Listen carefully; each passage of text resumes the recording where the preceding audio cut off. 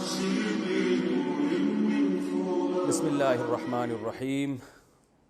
آج میں انشاءاللہ سورہ بقرہ کا 10واں رکوع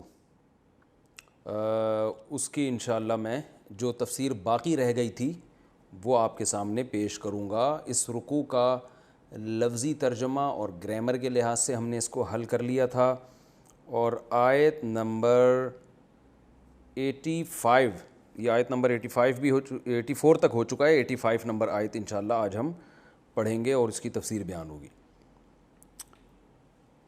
وَإِذْ أَخَذْنَا مِيثَاقَكُمْ لَا تَسْفِكُونَ دِمَاءَكُمْ، اور اس وقت کو یاد کرو جب ہم نے تم سے مضبوط عہد لیا تھا کہ تم ایک دوسرے کا خون نہیں بہاؤ گے۔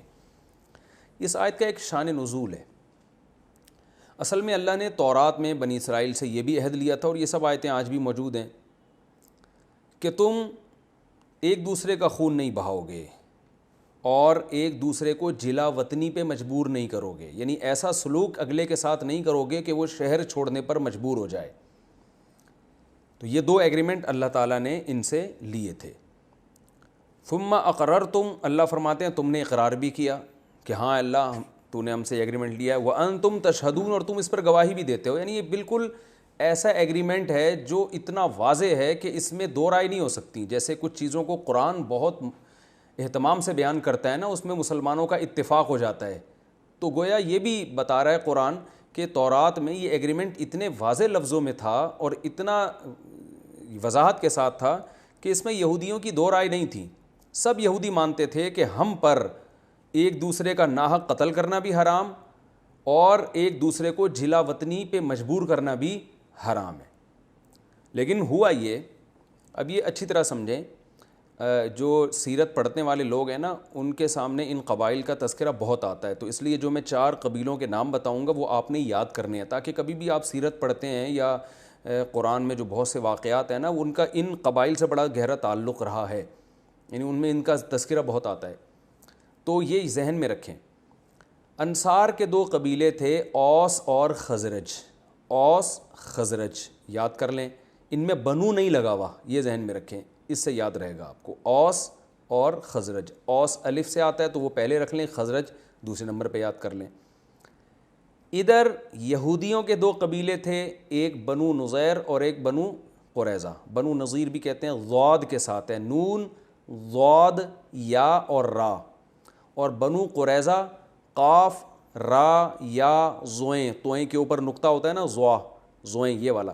بنو قریظہ، بنو نظیر ضاد کے ساتھ، نظیر اور قریظہ زوئیں کے ساتھ۔ تو بنو قریظہ کو پہلے نمبر پہ رکھیں، بنو نظیر کو دوسرے نمبر پہ۔ بنو لگا ہوا ہے تو سمجھ لو یہ یہودیوں کے 2 قبیلے ہیں، اس طرح سے آپ کو یاد رکھنے میں آسانی ہوگی۔ اوس خزرج انصار کے قبیلے، بنو قریظہ بنو نظیر یہ یہودیوں کے قبیلے۔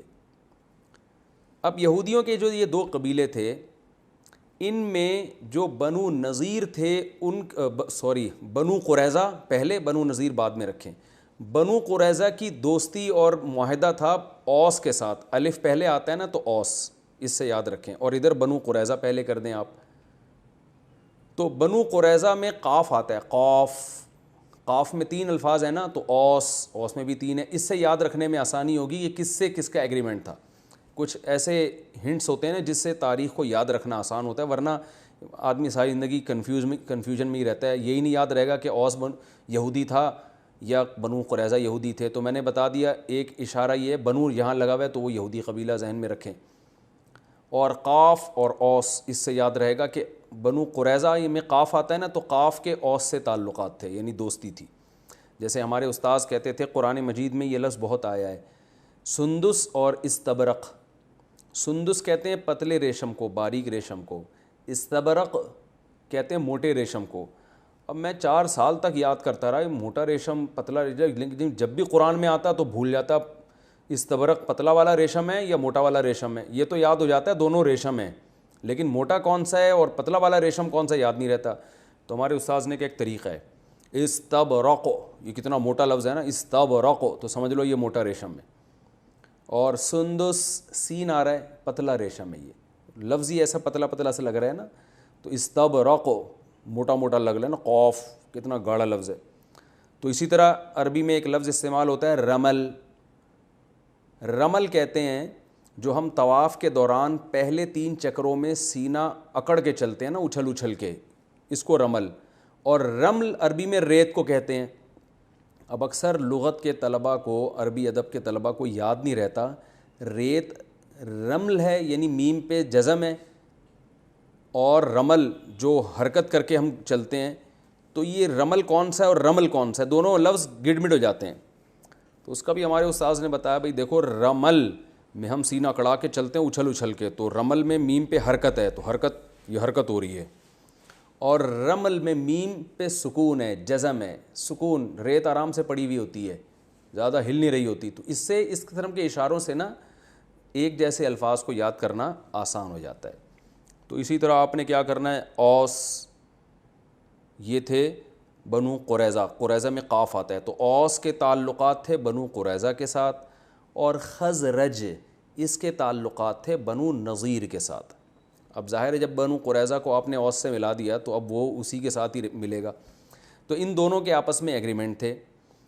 اوس اور خزرج کی لڑائیاں ہوتی تھیں جو انصار کے قبائل تھے.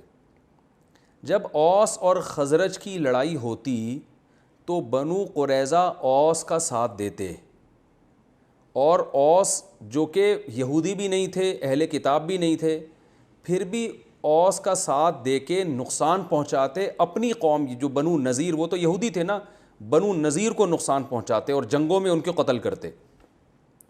اور بنو نذیر ساتھ دیتے تھے خزرج کا، اور خزرج کا ساتھ دینے کی وجہ سے مقابلے میں اوس کے ساتھ جو بنو قریظہ کے لوگ آئے ہوئے ہوتے ان کو مارتے تھے، قتل کرتے تھے. یعنی دوسری قوم کا ساتھ دے رہے ہیں اپنی قوم کے خلاف. تو یہ بڑا جرم ہے، کیونکہ جب آپ دوسری قوم کا ساتھ دیں گے اپنی قوم کے خلاف تو آپ کو اپنی قوم کے لوگوں کو قتل کرنا پڑے گا. یہ بڑا جرم. دوسرا جرم کیا ہوتا تھا کہ جب اپنی قوم کے لوگوں کو قتل کرتے تو ظاہر ہے اس میں اپنی قوم کے لوگ گرفتار بھی ہوتے. تو جو گرفتار ہوتے پھر ان کو کہتے کہ اب تم ملک چھوڑ کے چلے جاؤ. یعنی بنو قریظہ کے لوگ گرفتار کرتے بنو نذیر کے لوگوں کو، اور ان کو پھر جلا وطن، جیسے قیدیوں کے ساتھ ہوتا ہے، بعضوں کو قتل کیا جاتا ہے، بعض کو ملک بدر کیا جاتا ہے، تو جلا وطن بھی کر دیتے تھے. تو یہ دونوں جرائم تورات میں اللہ نے ان سے معاہدہ لیا تھا کہ اپنی قوم کے ساتھ ایسا حشر نہیں کرو گے. اور یہ جرم بھی ناحق ہوتا تھا. جیسے قرآن میں آتا ہے تظاہرون علیہم بالاسم والعدوان، گناہ اور حد سے تجاوز کے ساتھ تظاہرون علیہم، تم اپنی قوم کے خلاف مدد کرتے تھے دوسری قوم کی. یعنی یہ مدد بھی ناحق ہوتی تھی. دیکھیے اپنی قوم کا ساتھ دینا ظلم ہے، یہ بالکل جائز نہیں ہے. اور دوسری قوم کا ظلم میں ساتھ دے کے اپنی قوم کو پٹوانا یہ تو اور بڑا جرم ہو گیا نا. تو یہ کام یہودی کر رہے تھے. یعنی بنو قریظہ اوس کا ساتھ دیتے تھے ناحق، جبکہ ان کو پتہ بھی ہوتا تھا کہ اوس غلطی پر ہیں، لیکن چونکہ بس ہماری انڈی والی، جس کو پشتوں میں انڈی وال کہتے ہیں نا، اور اردو میں دوستی یاری، اور ہماری جو ہے وہ مفاد چونکہ اوس سے وابستہ ہیں، کیونکہ کوئی مالی لین دین ہوگا یا اور کچھ مفاد ہوں گے، تو ہمارے مفاد اوس کے ساتھ ہیں. تو اوس جب خزرج کے پر حملہ کرے گا، اور اس میں اگرچہ خزرج کے ساتھ ہماری قوم کے لوگ بھی ہوں گے، لیکن ہم نے نہیں دیکھنا، ہم نے تو اپنا مفاد دیکھنا ہے. ہم نے خزرج سے کو بھی مارنا ہے، اور اس میں اپنے جو اہل کتاب ہیں جو حضرت موسیٰ پہ ایمان رکھتے ہیں ان کو بھی قتل کرنا ہے. تو یہ سب ناحق ہو رہا ہوتا تھا. تو وہ لوگ بھی ایسا کرتے تھے، جب ان کا موقع آتا تو وہ حملہ کرتے، ان کو موقع ملتا تو یہ حملہ کرتے. تو کیا مطلب، دوسری قوموں کا دست و بازو بن رہے ہیں اپنی قوم کے خلاف. یعنی ایک تو اپنی قوم کے خلاف کوئی جنگ ہو رہی ہو، کوئی پھڈا ہو رہا ہو تو سمجھ میں بھی آتا ہے. دوسری قوم کی چمچہ گیری میں اتنے آگے بڑھ جانا کہ اس چمچہ گیری میں اپنوں کو مارنا شروع کر دینا. یوں اس جرم کو آپ 2 لفظوں میں یوں بیان کر سکتے ہیں کہ کسی قوم کے چمچہ گیری میں اور کسی قوم سے مالی مفاد میں اتنا آگے نکل جانا کہ یہ بھی نہیں دیکھنا کہ یہ قوم صحیح لڑ بھی رہی ہے، حق پر ہے بھی کہ نہیں ہے. ایک بات. دوسری بات، یہ لڑ بھی ہماری قوم کے خلاف رہی ہے، ہماری قوم کے لوگ بھی اس میں قتل ہو رہے ہیں. تو ان دونوں چیزوں کی پرواہ نہیں. مفاد پرستی کی یہ انتہا ہے. تو اللہ فرماتے ہیں تم اس انتہا کو تھے.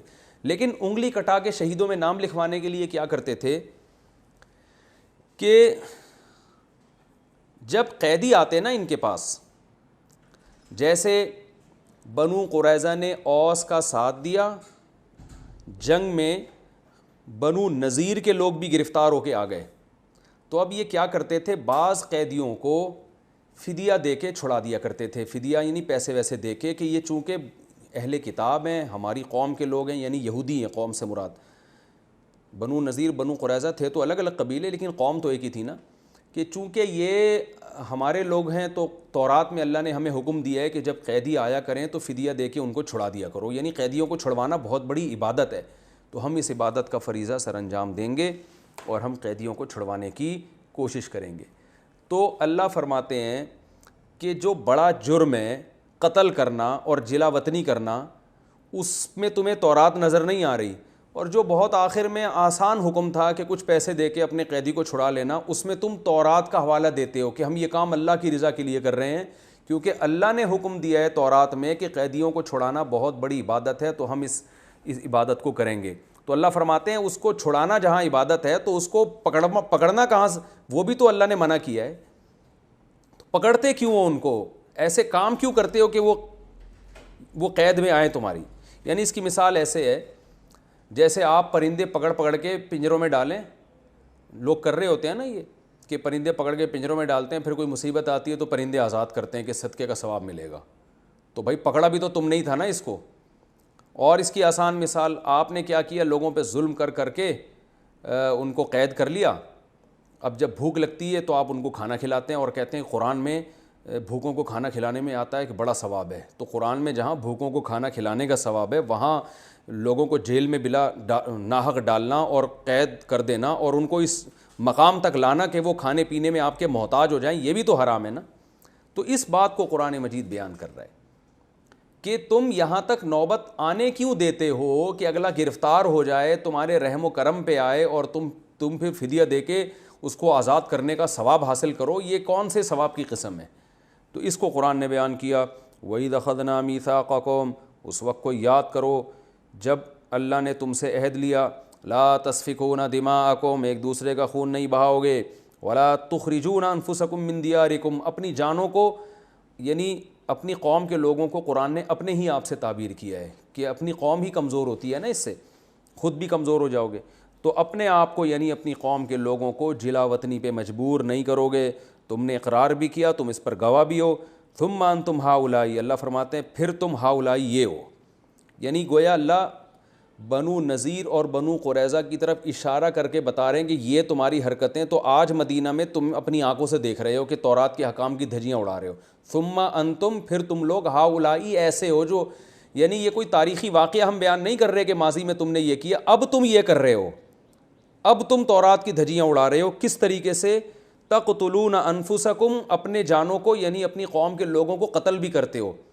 تو بنو قریظہ اوس کا ساتھ دے کے بنو نذیر کے لوگوں کو قتل کرتے ہیں، اور بنو نذیر خزرج کا ساتھ دے کے بنو قریظہ کے لوگوں کو قتل کرتے ہیں، وَتُخْرِجُونَ فَرِيقًا مِّنكُم مِّن دِيَارِهِمْ، اور اپنی ہی لوگوں میں سے ایک فریق کو جلا وطنی پر یعنی ان کے شہروں سے نکلنے پر مجبور بھی کرتے ہو جنگ کے ذریعے، تَظَاهَرُونَ عَلَيْهِمْ، اور اپنی ہی ان قوم کے لوگوں کے خلاف مدد کرتے ہو، بالاسمی، گناہ کے ساتھ، والعدوان، اور حد سے تجاوز کے ساتھ، یعنی اس ظلم کرنے میں تمہارے پاس کوئی دلیل نہیں ہے، ناحق دوسری قوموں کا ساتھ دیتے ہو اپنی قوموں کے خلاف، لیکن آخر میں ایک کام ایسا کرتے ہو جس سے اپنا مسلمان ہونا یعنی اپنا یہودی ہونا ثابت کرتے ہو، وہ کیا ہے، وَإِن يَأْتُوكُمْ أُسَارَىٰ، اگر تمہارے پاس قیدی گرفتار ہو کے آ جائیں، تُفَادُوهُمْ، تو فدیہ دے کے ان کو چھڑواتے ہو، وَهُوَ مُحَرَّمٌ عَلَيْكُمْ إِخْرَاجُهُمْ، حالانکہ ان کا اخراج، ان کو جلا وطنی پہ مجبور کرنا، ان کو اس حالت تک لے کر آنا،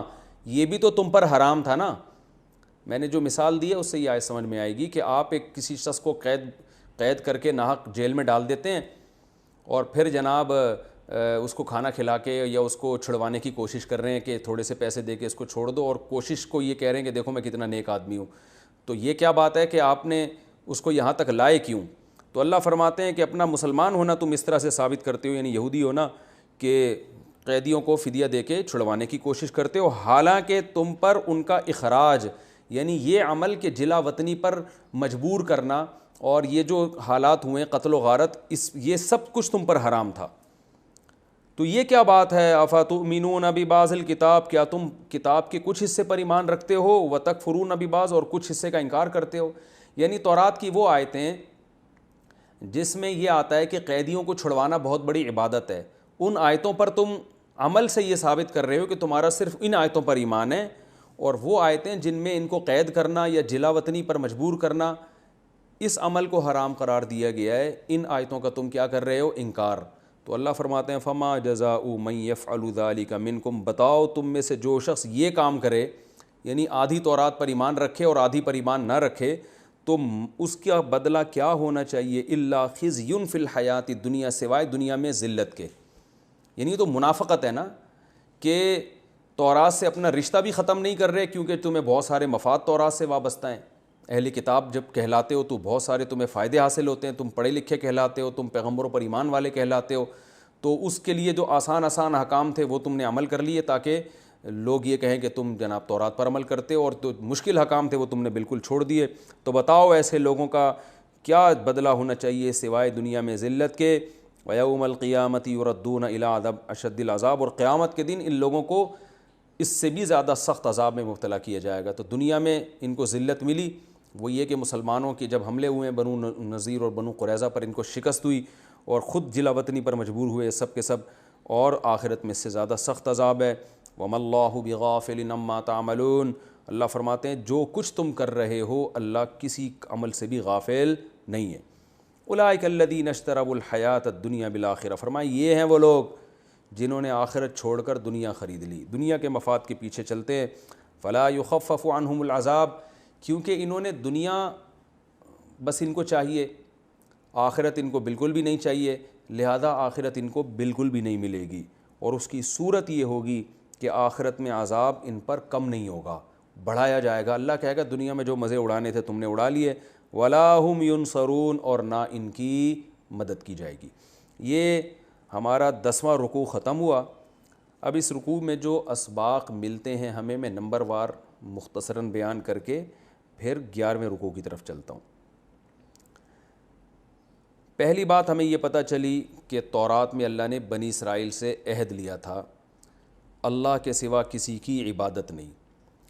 اصول یہ یاد رکھیں کہ تمام فقہا کا اس پر تقریباً اجماع ہے، یہ اصول فقہ میں یہ بات پڑھائی جاتی ہے کہ قرآن تورات اور انجیل کے جو احکام نقل کرتا ہے قرآن میں، تو وہ احکام پر اس امت کے لیے بھی اس پر عمل کرنا واجب ہے.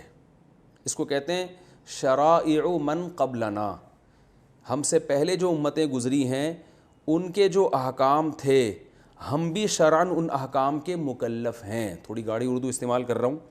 مطلب یہ ہے کہ اگر تورات اور انجیل میں کوئی حکم ہے اللہ کی طرف سے اور اس کا ہونا ثابت ہو جائے کہ یہ اللہ ہی کی طرف سے تحریف شدہ نہیں ہے، تو فقہا کا اجماع ہے کہ اس امت پر بھی لازم ہے کہ اس پر عمل کرے جب تک کہ اس کے منسوخ ہونے کی ہمارے پاس کوئی دلیل نہ ہو.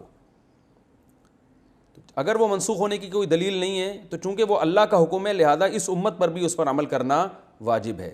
اس کی دلیل قرآن مجید میں آتا ہے وَكَتَبْنَا عَلَيْهِمْ فِيهَا، ہم نے بنی اسرائیل پر یہ حکم لازم کیا تھا أَنَّ النَّفْسَ بِالنَّفْسِ، کہ کوئی شخص کسی شخص کو قتل کر دے تو جان کے بدلے میں جان، سزا یہ ہے کہ قاتل کو قتل کیا جائے گا. أَنَّ النَّفْسَ بِالنَّفْسِ وَالْعَيْنَ بِالْعَيْنِ، آنکھ کے بدلے میں آنکھ، کوئی کسی کی آنکھ پھوڑ دینا تو مجرم کی سزا یہ کہ اس کی بھی آنکھ پھوڑی جائے گی. وَالسِّنَّ بِالسِّنِّ، دانت کے بدلے میں دانت، تو یہ جس کو قصاص کہا جاتا ہے کہ اسلام میں یہی ہے کہ کوئی کسی کو کوئی نقصان پہنچاتا ہے نا تو سزا میں مجرم کو وہی سزا دی جائے گی جو اس نے کیا ہے. تو یہ تورات اور انجیل کا حکم ہے جو قرآن نے بیان کیا ہے کہ ہم نے بنی اسرائیل کو یہ حکم دیا تھا.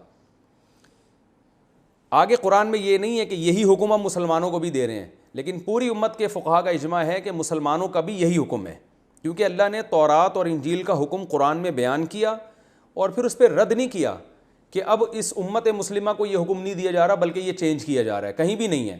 تو اس لیے اس آیت سے ہی علماء نے یہ دلیل پکڑی ہے کہ اسلام میں جان کا بدلہ جان بھی ہے، وہ تو دوسری آیت سے بھی ثابت ہے، لیکن آنکھ کے بدلے میں آنکھ بھی ہے، دانت کے بدلے میں دانت بھی ہے. تو جو پچھلی امتوں کا حکم ایز اٹ از اللہ نقل کریں گے قرآن میں اور اس پہ رد نہیں کریں گے کہ یہ حکم منسوخ ہو گیا، تو وہ ہمارے لیے واجب الاتباع ہے۔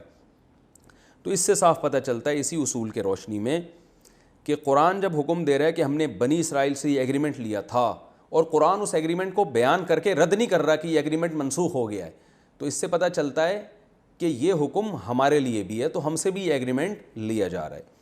تو اس لیے بہت مضبوط ایگریمنٹ ہے۔ پہلا، اللہ کے ساتھ کسی کو شریک نہیں کرنا، اور دوسرا والدین کے ساتھ اچھا سلوک۔ والدین کے ساتھ حسن سلوک کا قرآن میں جہاں بھی ذکر ہے یہ توحید کے بعد ہے۔ اس سے صاف پتہ چلتا ہے کہ اللہ کے بعد سب سے بڑا حق والدین کا ہے۔ رسول کا جو حق ہے وہ تو اللہ ہی کی وجہ سے ہے، اس لیے اللہ کے بعد رسول، وہ تو اس لیے کہ آپ اللہ کے سفیر تھے، اس لیے اس حق کو تو اللہ ہی کے حق میں داخل کیا جاتا ہے۔ تو مخلوق کے حقوق میں جو سب سے بڑا حق ہے جن سے ہمارا واسطہ پڑتا رہتا ہے وہ والدین ہیں، اور پھر اس کے بعد رشتہ دار ہیں۔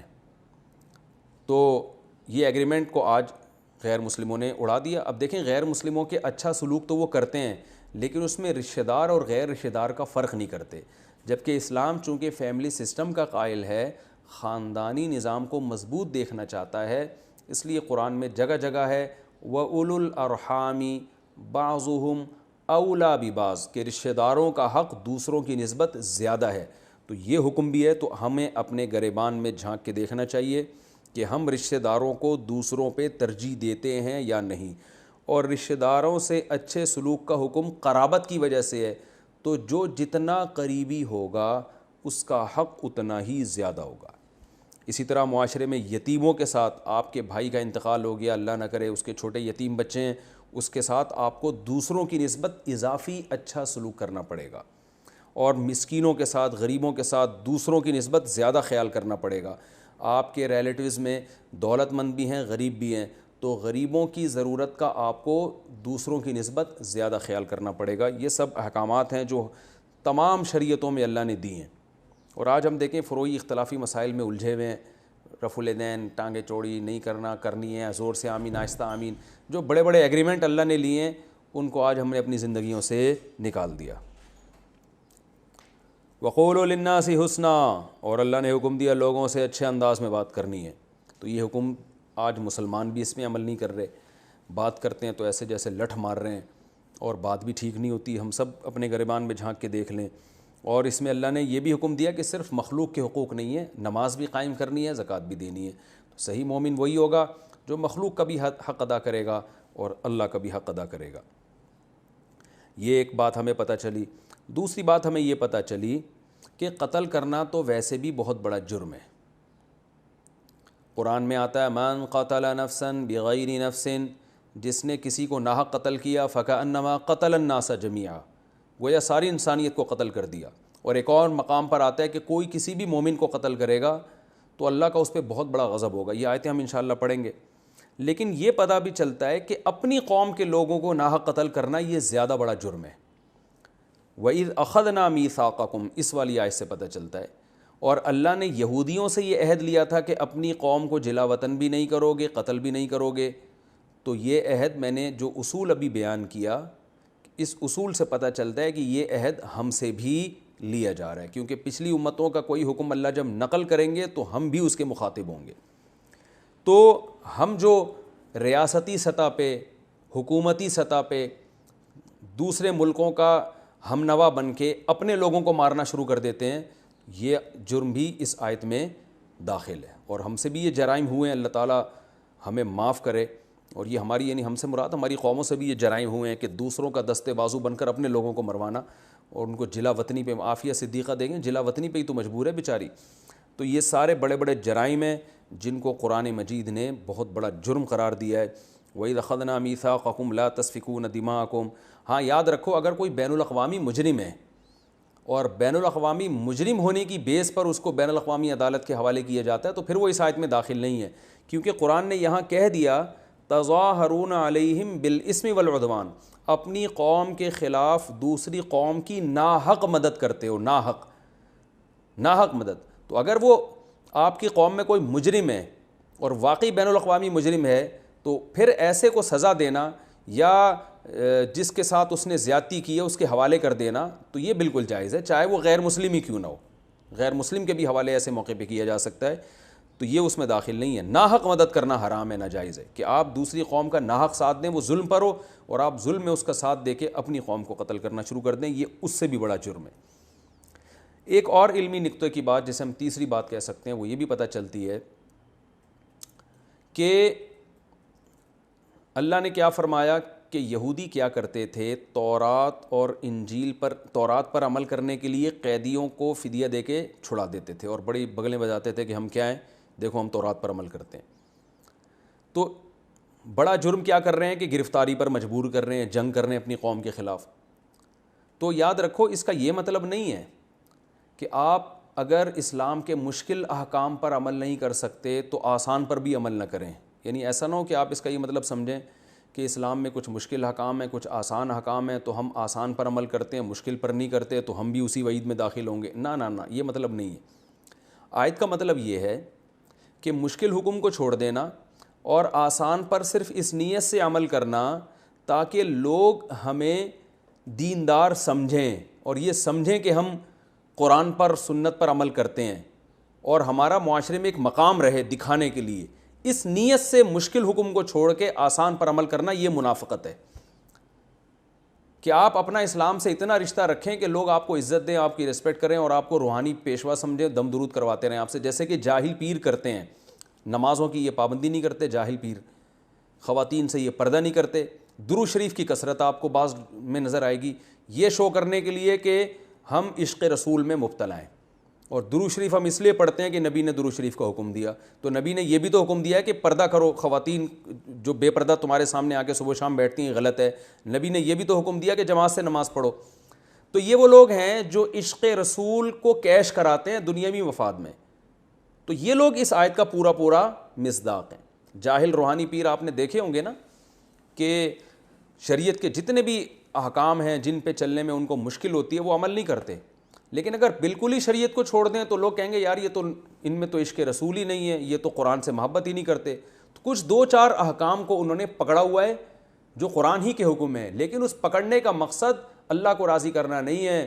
اس پکڑنے کا مقصد یہ ہے کہ لوگ یہ سمجھیں کہ ہم عاشق رسول ہیں, لوگ یہ سمجھیں کہ ہم قرآن کے فالوورز میں سے ہیں, تاکہ ہماری ایک جو ہے نا مقام رہے لوگوں میں. تو یہودی یہ کام کیا کرتے تھے کہ اپنی قوم کے خلاف لڑ بھی رہے ہیں, قتل بھی کر رہے ہیں, گرفتاریوں پر مجبور بھی کر رہے ہیں, لیکن یہ شو کرنے کے لیے کہ ہم ہیں یہودی, ہم تورات کے سچے عاشق ہیں, چلو بھائی پیسے دے کے قیدیوں کی جان چھڑاؤ, کیونکہ تورات میں آتا ہے کہ قیدیوں کو رہائی دلانا بہت بڑی عبادت ہے. تو اس جذبے سے جو مشکل احکام چھوڑے گا, آسان اعمال کرے گا, اس جذبے اور اس فاسد نیت کے ساتھ, وہ اس آیت میں داخل ہے کہ اللہ فرماتے ہیں ایسے لوگوں کے لیے کہ اصل سزا یہ کہ دنیا میں بھی ذلیل ہوں اور آخرت میں اس سے بھی بڑا سخت عذاب ہو. تو اس لیے ہمیں اس عمل سے بچنا چاہیے. یہ تو رکوع نمبر 10 تھا. اب میں انشاءاللہ رکوع نمبر 11, اس کا پہلے میں لفظی ترجمہ کروں گا اور مختصر گرامر, اور پھر انشاءاللہ وقت بچا تو میں اس کی تفسیر بھی شروع کر دوں گا. وَلَقَدْ آتَيْنَا مُوسَى الْكِتَابَ وَقَفَّيْنَا مِن بَعْدِهِ بِالرُّسُلِ. وَلَقَدْ البتہ تحقیق, آتَيْنَا ہم نے دی, موسیٰ کو, الکتاب کتاب یعنی تورات دی.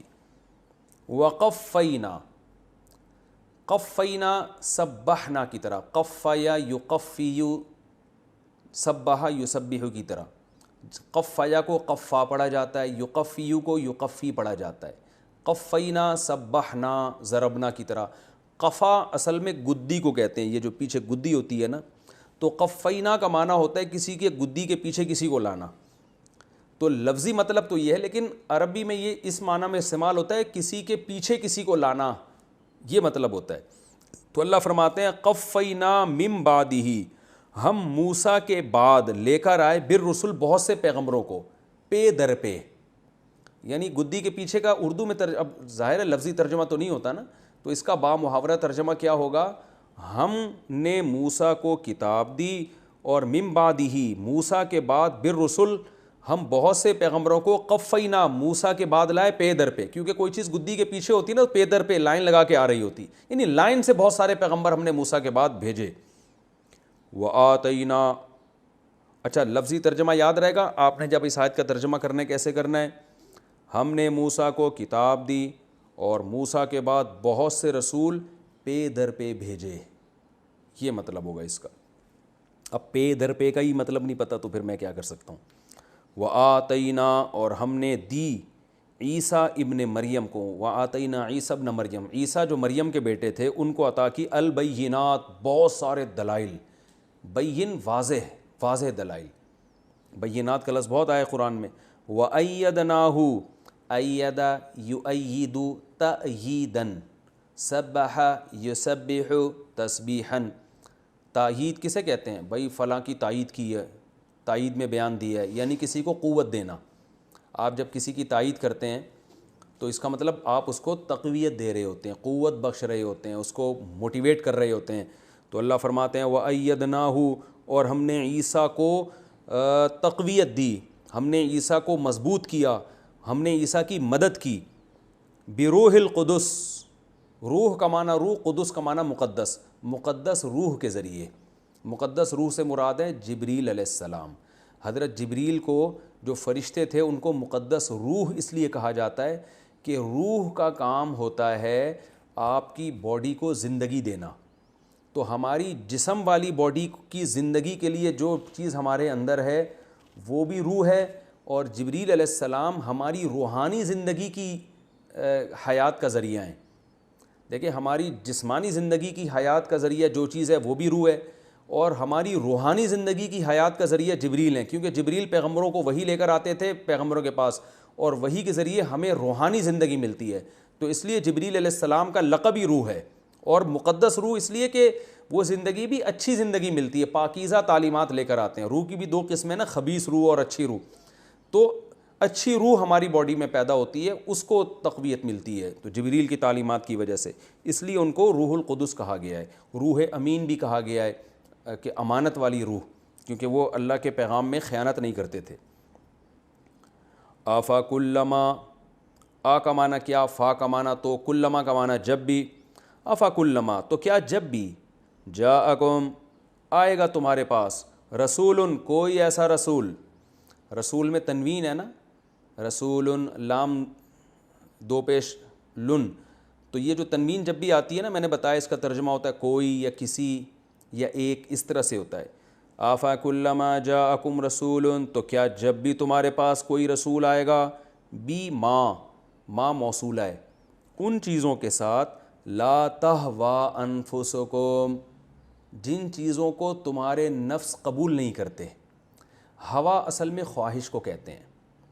حرص و ہوا کا لفظ آپ نے اردو میں سنا ہوگا, ہوا. تو ہوی یہوا, سمیع یسمعو کی طرح, ہوی یہویو, اس کا معنی ہوتا ہے کسی چیز کی طرف طبیعت کا مائل ہونا. ہوا عربی میں عشق کو بھی کہتے ہیں, عشق.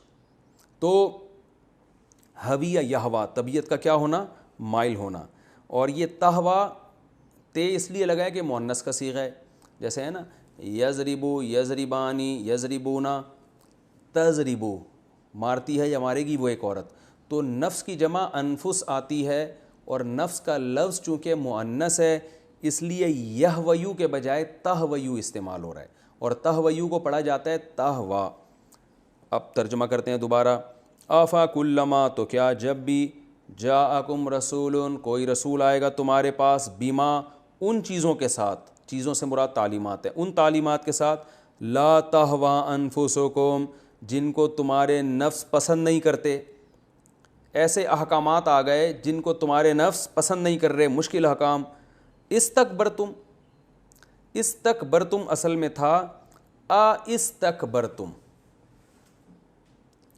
آ کا مطلب کیا, استکبرتم استخرجتم کی طرح, استخرج یستخرجو, استکبر یستکبرو, تو ضربتم کی طرح ہے استکبرتم. تو کیا تم تکبر کرو گے, یعنی آ جو ہے نا کیا, یہ حذف کر دیا. جیسے ہم اردو میں بھی کیا کا لفظ بعض دفعہ حذف کر دیتے ہیں. سوال کا جو لفظ ہے نا کیا تم پاگل ہو گئے, وہ لوگ کہتے ہیں نا کیا تمہارا دماغ خراب ہو گیا ہے. تو آپ نے دیکھا اردو میں بھی ہم ان شارٹ میں کیا کا لفظ حذف کر کہیں گے تمہارا دماغ خراب ہو گیا ہے. تو ہم اس طرح کی بات کرتے ہیں نا, تم پاگل ہو گئے ہو, تم صحیح تو ہو. تو اصل میں ہم کہنا چاہ رہے تھے کیا تم صحیح تو ہو. تو یہاں بھی ایسا ہے استکبرتم, کیا تم تکبر کرو گے، یہ مطلب ہے۔ اب دوبارہ آیت کا ترجمہ کرتا ہوں آسان۔ افکلما، تو کیا جب بھی تمہارے پاس کوئی رسول آئے گا ایسی تعلیمات کے ساتھ، ایسے احکامات کے ساتھ جو تمہارے دل قبول نہیں کرتے، تمہیں اچھے نہیں لگتے وہ احکام، استکبرتم، تم تکبر کرو گے، یعنی ہمیشہ یہی کام رہ گیا تمہارا۔ تکبر کا مطلب کبر، کہ ہم نہیں عمل کریں گے اس پر، ہمیں نہیں سمجھ میں آ رہا یہ۔ فریقاً، فا کا معنی تو اس کا نتیجہ یہ نکلتا ہے فریقاً، ایک فریق ایسا ہوتا ہے، کذبتم، جس کا تم انکار کر دیتے ہو، یعنی پیغمبروں کا ایک فریق، رسولوں کا ایک فریق، یہ رسولوں کی ایک جماعت ایسی ہوتی ہے، کذبتم، جس کا تم سرے سے انکار کر دیتے ہو، کذب یکذب تکذیبا، انکار کرنا، وفریقاً، اور ایک فریق ایسا ہوتا ہے، تقتلون، کہ تم اس کو قتل کر دیتے ہو۔ وقالو، اور یہ یہودی کہتے ہیں، قلوبنا، ہمارے جو دل ہیں، قلب کی جمع قلوب، غلف، بند ہوئے ہوئے ہیں۔ غلف غلاف کی جمع ہے، غلاف سے نکلا ہے، غلاف کورڈ ہوتی ہے نا کوئی چیز، کور کو غلاف کہتے ہیں، تو غلف کا مطلب کورڈ، وہ چیز جو پیک ہو، یعنی ہمارے دل پیک ہو چکے ہیں، ہم یہودیت پر اتنے مضبوط ہیں کہ اب ہمیں دنیا کی کوئی طاقت ہمارے مذہب سے ہٹا نہیں سکتی، یعنی اس سے اب ہمیں بحث ہی نہیں ہے کہ حق کیا ہے باطل کیا ہے، بلکہ ہمارے دل اب کیا ہو چکے ہیں، وہ گویا سیل پیک ہو چکے ہیں، اور اب بس یہ کچھ بھی نصیحت ہوگی ہمیں، ہم یہ یہودی ہیں اور جو ہمارے عقیدے ہیں بس وہی رہیں گے، ہمارا دل اب چینج نہیں ہوگا، یہ مطلب ہے۔ قلوبنا غلف، فخر سے کہتے تھے ہمارے دل کیا ہو گئے ہیں، وہ گویا پیک ہو چکے ہیں۔ بل لعنہم اللہ، اللہ فرماتے ہیں نا پیک نہیں ہوئے، بل حقیقت یہ ہے لعنہم اللہ، اللہ نے لعنت کی ہے ان کے اوپر، بکفرہم، ان کے کفر کی وجہ سے۔ ففریقاً، فقلیلا ما، قلیلا ما، یہ پورا ایک ہی لفظ ہے، قلیلا کا معنی بہت تھوڑے، ما کا معنی بہت تھوڑے، قلیلا ما، بہت تھوڑے لوگ ہیں، بہت تھوڑا ہے، یؤمنون، جو یہ ایمان لاتے ہیں، یعنی یہ بہت تھوڑا ایمان لاتے ہیں، جیسا ایمان لانے کا اللہ نے حکم دیا اب یہ ویسا ایمان نہیں لاتے۔ تو اس کی وجہ یہ نہیں کہ دین پر مضبوطی سے قائم ہو کر ان کے دل جو ہے نا پیک ہو چکے ہیں، بلکہ اصل وجہ ہے اللہ نے ان پر لعنت کر دی ہے، تو وہ پھر ہم تفسیر میں انشاءاللہ اس کی وضاحت کروں گا میں۔ ولما، اور جب جاءہم کتاب، آئی ان کے پاس کتاب، من عند اللہ، اللہ کے پاس سے، مصدق، جو تصدیق کرتی ہے، جو سچا بتاتی ہے، لما، اس کتاب کو بھی، معہم، جو ان کے پاس ہے، یعنی تورات کی بھی تصدیق کرتی ہے، وکانو، اور یہ تھے، من قبل، اس سے پہلے، یستفتحون علی الذین کفروا، استفتاح کے دو مطلب آتے ہیں، ایک ہے بیان کرنا، استفتاح کھول دینا کسی چیز کو، تو اس لحاظ سے اس کا ترجمہ ہوگا کہ اس قرآن کے آنے سے پہلے یہ لوگ کھول کھول کر بیان کرتے تھے، علی الذین کفروا، کافروں پر، یعنی مشرکین پر، کھول کھول کے بیان کرتے تھے کہ کتاب آنے والی ہے، رسول آنے والا ہے جس کی یہ علامتیں۔ اور دوسرا مطلب یستفتحون ہے، فتح طلب کرنا، مدد طلب کرنا، فتح استفتینتا طلب کے لیے بھی آتا ہے نا، یعنی یہ کافروں پر جو مشرک ہیں ان پر مدد طلب کرتے تھے کہ ایک پیغمبر آنے والا ہے اور ایک اللہ کی کتاب آنے والی ہے، ہم اس پیغمبر کا ساتھ دے کے تم پہ غالب آ جائیں گے، یعنی ان کے خلاف مدد طلب کرتے تھے کہ ایک کتاب اور پیغمبر آئے گا تو ہماری مدد ہوگی اور ہم اس پر ایمان لائیں گے اور دنیا پہ غالب آ جائیں گے۔ تو پہلے یہ حال تھا، لیکن جب آئی یہ کتاب تو کیا ہوا، فلما جاءہم، پس جب آ گئی ان کے پاس، ما، وہ کتاب، عرفو، جس کو انہوں نے پہچان لیا، عرفہ معنی پہچاننا، تو جب پہچان بھی لیا، کفروا بھی، انکار کر دیا، فلعنت اللہ، پس لعنت ہے اللہ کی، علی الکافرین، ایسے کافروں پر۔ ال کا معنی خاص، الکتاب جیسے خاص کتاب نا، تو جیسے الف نام نہ ہوتا تو ہم کہتے کوئی بھی کافر، تو سے مراد مخصوص، یعنی یہ لوگ جو اس قسم کے جو کافر ہیں کہ پہلے انتظار کر رہے تھے قرآن کا اور نبی صلی اللہ علیہ وسلم کا، اور غیر مسلموں کو بتاتے تھے کہ نبی آنے والا ہے، جب آ گیا تو وہ دوسرے غیر مسلم ایمان لا رہے ہیں اور یہ سب سے بڑے کافر بنے ہوئے ہیں، تو اللہ فرماتے ہیں ایسے کافروں پر اللہ کی لعنت۔ تو یہ تو لفظی ترجمہ ابھی باقی ہے اس رکوع کا، ہمارا وقت پورا ہو گیا ہے، اگلے ایپیسوڈ میں انشاءاللہ اس رکوع کا باقی ترجمہ اور مختصر گرامر، پھر اس کے بعد انشاءاللہ اس کی تفسیر بیان ہوگی۔ وما علینا الا البلاغ۔